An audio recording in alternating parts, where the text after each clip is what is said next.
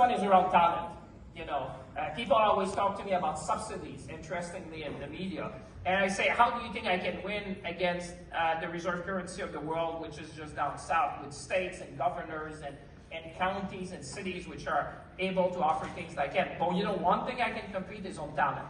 And I would say Canada remains a huge magnet for talent. And it's not only in the EV sector.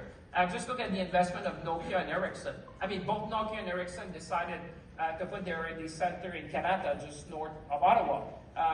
Both of them, I think you're talking about 1.5 billion or 1.3 billion they've invested, because they realized that, you know, the Silicon Valley of the North is in Canada, which has been attracting a lot. The second thing is the ecosystem. I think the world realized that, you know, we're the third largest country in the world for manufacturing aircraft. The Windsor-Detroit corridor is about the third in the world to manufacture cars. We are building the battery ecosystem.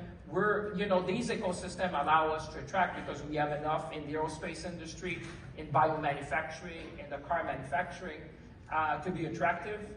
The third one is critical mineral. And it's not only having critical minerals, but I would say it's proximity to resources, assembly lines, and markets. And I know there was a discussion about markets, which is very compelling, because you would say other jurisdictions have rare earth metals or critical minerals, but they're very far from market.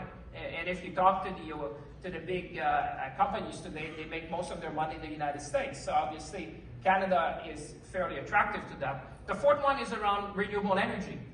And I think that's a discussion we need to have in our country. I come from a generation where we thought generation of energy was almost endless.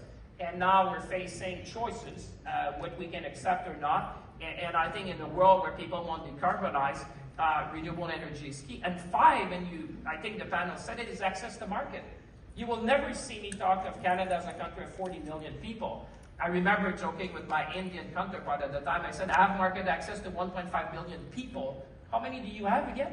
And you know, 1.5 billion people in some of the most advanced market in the world, but also growing. If you think in Asia, in Japan, in Vietnam, in Malaysia, in Singapore, same thing what we've done. We're the only G7 country with a free trade agreement with all the other G7 nations. So, and if you look at the world today, one thing I can probably say without being wrong is I don't think there will be a lot of trade agreements in the near future in the world, sadly.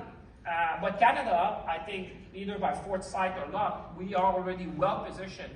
And I can tell you, people, when they look at Canada, or either for inbound investment, but also for export, that really matters, because today, if you're in Canada, you have access to to all the key markets of the world, being in a very geostrategic position, having access to the Pacific, the Atlantic, next to the United States. You know, you're 10 hours from Japan by flight. I mean, this is a place where people want to be. And all of that